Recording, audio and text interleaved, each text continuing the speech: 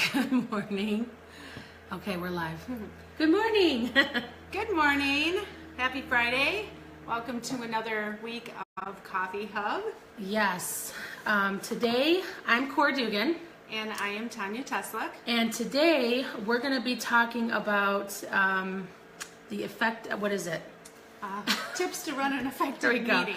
Tips to run an effective meeting, and I'm going to give you 3 ways to use Evernote for realtors today.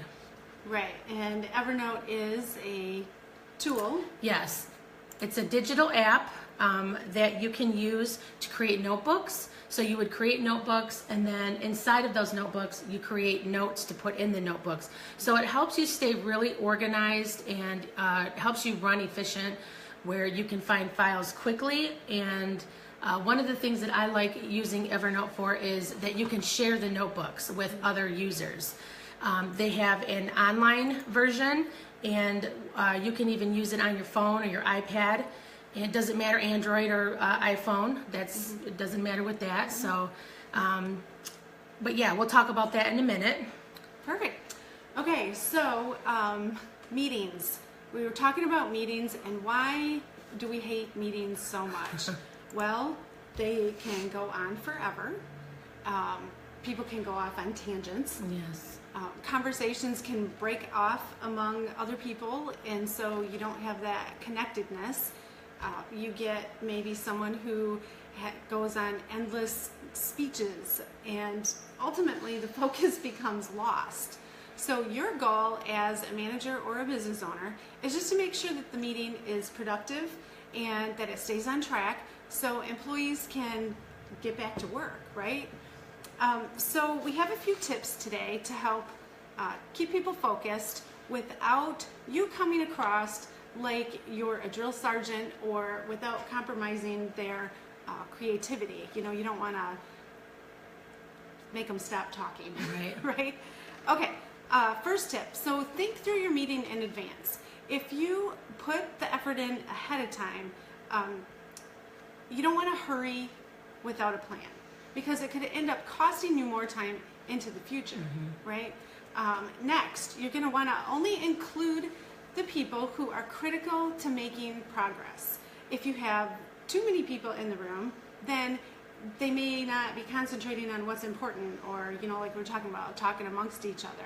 And then if you don't have enough people in the room, you might not get enough opinions, you know, and enough variation.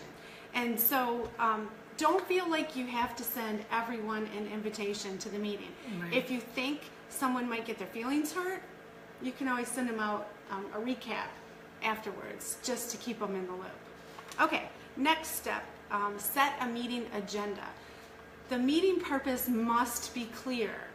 If possible, send an agenda out ahead of time, and then they have an idea of what they're going to talk about, collect their thoughts. If you have a handout or additional material, go ahead and send that too. You know, that way people are going to know what you're covering, and you won't need to spend that valuable time in your meeting, like everybody stopping and reading what you're going to be talking about. You could also add items that you're not going to discuss, you know, just so they're clear, if you wanted to. When you sit down to create your agenda, what might help is if you try listing the topics as a question. So instead of saying, writing, discuss Facebook posting, what you could do instead is show what you want the outcome to be, and you might write, when will Facebook posting be completed? Because content might not be a topic that you want to discuss this time. So instead of a 5-minute conversation, you can cut that down to a minute or less just by asking for a date or a timeline. And then beside the topic, you're going to want to designate the employee's role in the topic. Are they making a decision? Are they distributing information?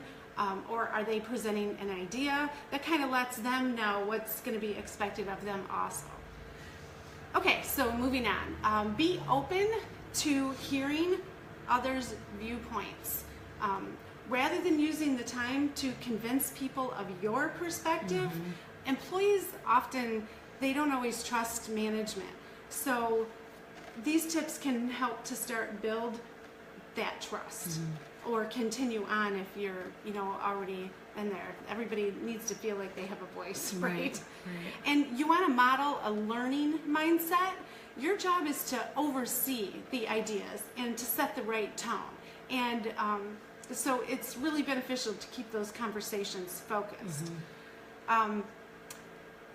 Before moving on to the next item on your agenda, you're going to want to take a second to ask if everyone is finished with the current topic. By asking that question, it helps to move the meeting forward and to keep people from circling back to an item. So you just want to make sure, everyone has had their say and feels like they had their voice heard. Okay, so let's talk about controlling irrelevant conversations or people going off on tangents. So maybe someone was upset with the direction of the conversation, or maybe they feel like a little defensive about a decision that the group made. That's totally understandable, but you're trying to stay on track. So try to steer them back to the agenda.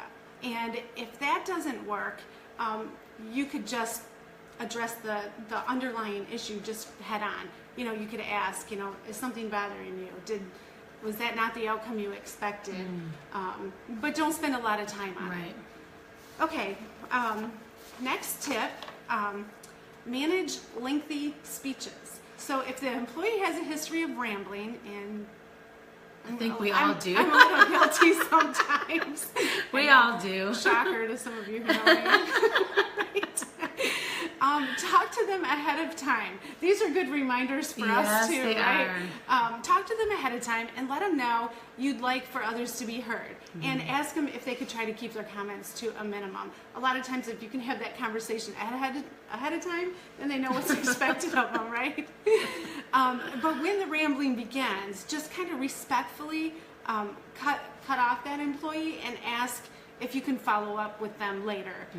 Or if you know what they're thinking, if you know their thought process on the idea, if you've already had a chance to talk to them about it, you could ask their permission to present their idea, and then you can present their idea in a more concise way. Right. Alrighty, just a few more here. End on a positive note. So for workflow to continue afterward, productive meetings should always end on a productive note. Add to your handout on the bottom, you're going to want to add something like final agenda items, such as next steps, or maybe beside each action item, next steps. Who is responsible for what? So if it's a specific employee or a department, and then always try to fit time frame into that, so everybody knows, to help with accountability, and they'll just kind of know like when it's due, when they need to get back with someone. Expectations, right? yeah. And that, lastly, the accountability. It's to ensure everybody's on the same page. You're going to always want to try to send a summary of the meeting and try to do it as quick as possible. Meeting reviews are also going to help hold the employees accountable, since there's a written record, and they know everybody that was in the meeting is going to get a copy, and everyone is going to know what they are responsible for following up or completing. So just to recap, you want relevant employees in the room. You're going to want to set a clear agenda ahead of time. You're going to want to manage the personalities, and then make sure that you're allowing everyone to have a voice. So give it a try and see if you can keep meetings on track a little better, and let us know how it worked for you. Yes. And then, well, going off of that, one of the things that I like I said in the beginning, I like to use is the app Evernote. And you can use this app in those meetings. With creating the notebooks, you would create notebooks per topic, and then you would just create the notes that go inside those notebooks, so they're easy to find. So again, think of it like a filing cabinet? Yes, just like a digital filing cabinet. So like I said, you can use it on your phone, you can use it on a laptop or an iPad, whatever way you choose to use. At the end of this video, we're going to give away a free resource that's going to be on our website, and you're going to be able to download it and have it for free, and it's going to pertain to what Tanya and I both talked about. Right. It's going to be a template for summarizing your meeting. Yes. You can just plug in your date, who is there, topics, who's responsible, and it's already created for you. Yeah, it's already laid out for you. So, so going over Evernote, some of you may have heard of it already or use it. There's a free version.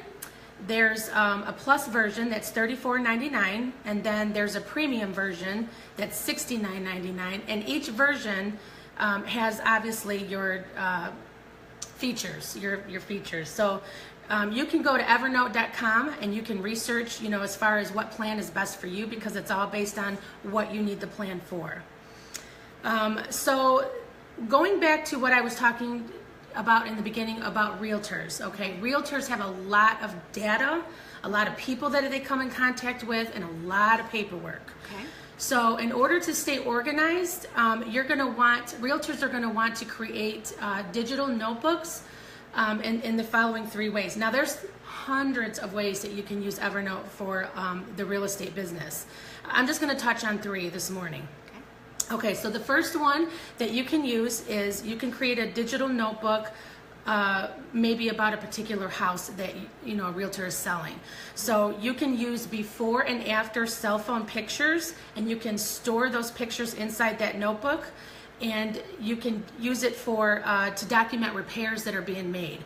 So if a realtor has a house that has a lot of repairs, you can document all of that as a before note, and then you can do it as an after note to show the progress of the project that's happening at that house. Number 2, you can share these notebooks while sharing images and notes with remote buyers.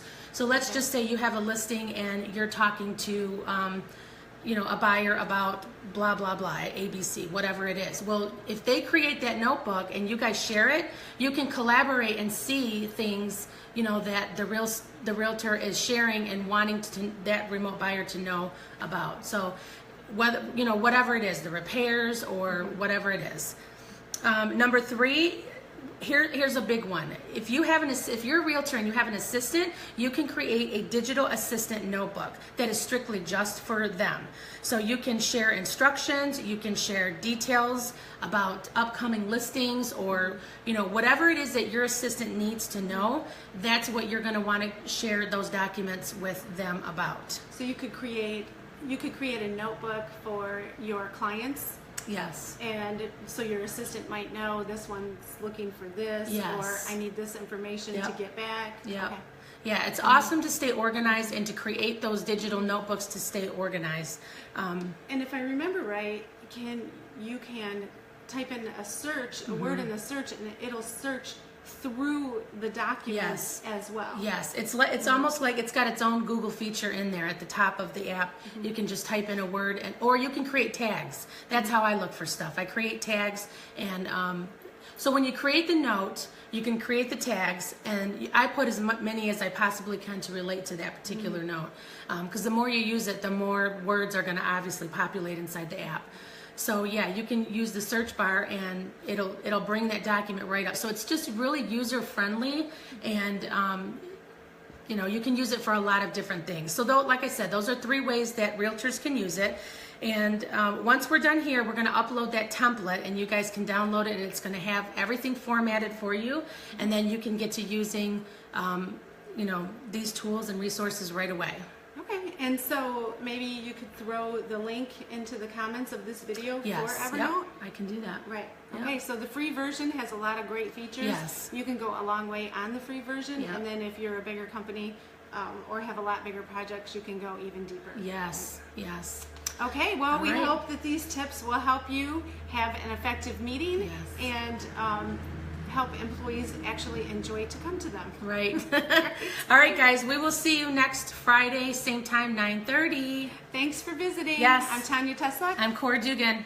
We'll see you next week. Bye, guys.